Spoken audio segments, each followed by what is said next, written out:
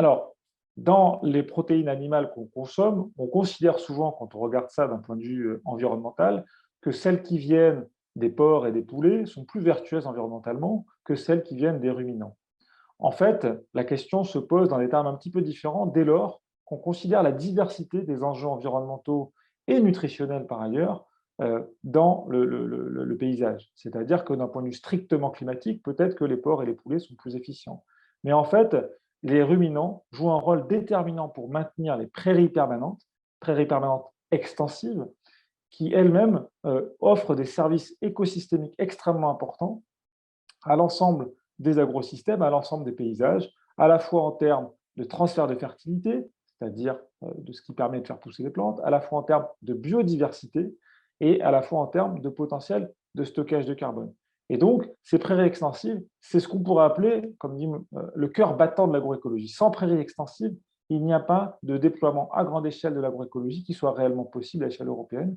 Et c'est pour ça qu'elles sont si importantes, et c'est pour ça que les productions issues des ruminants sont si importantes dans le régime alimentaire.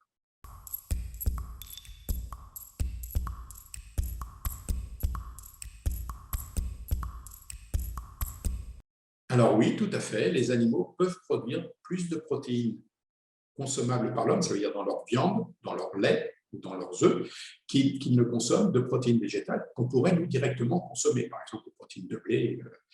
Alors, c'est très vrai pour les ruminants, dès l'instant où ils mangent de l'herbe, nous, on ne mange pas l'herbe, donc des systèmes de ruminants, notamment de vaches laitières valorisant beaucoup d'herbe, produisent beaucoup plus de protéines qu'ils n'en consomment, et de ce point de vue-là, ne sont pas vraiment en compétition avec l'alimentation humaine. Une vache laitière peut produire 2 à 3 kg de protéines dans son lait, pour 1 kg de protéines consommables par an qu'elle mangerait, qui mange toujours un peu de céréales, un peu de soja. C'est aussi vrai pour l'élevage porcin. Un élevage de porc est capable de recycler beaucoup de coproduits, donc des sous-produits finalement des filières végétales qui servent à nous nourrir, les pulpes de betterave, les drèches de brasserie, le son de blé. Les porcs peuvent en manger.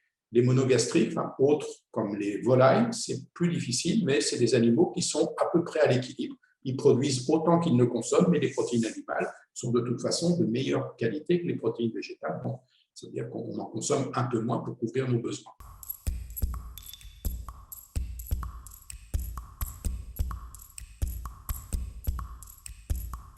Je pense que l'empreinte carbone telle qu'elle est calculée aujourd'hui, notamment pour l'élevage de ruminants, est surévaluée, essentiellement parce qu'elle ne considère pas l'aptitude que les systèmes de ruminants ont à stocker du carbone dans le sol, et en particulier stocker du carbone sous prairie. Puis le deuxième point, c'est qu'il ne faut peut-être pas confondre, dans le cas des ruminants, empreinte carbone et empreinte climat. Parce qu'en fait, les ruminants existent sur Terre depuis longtemps, ils émettent de méthane depuis longtemps, alors on en produit plus aujourd'hui, mais peut-être que le méthane émis par les ruminants, qui est un gaz à effet de serre à durée courte dans l'atmosphère, ne contribue plus au réchauffement climatique si on n'augmente pas ses émissions, ce qui est le cas pour les populations de ruminants en Europe.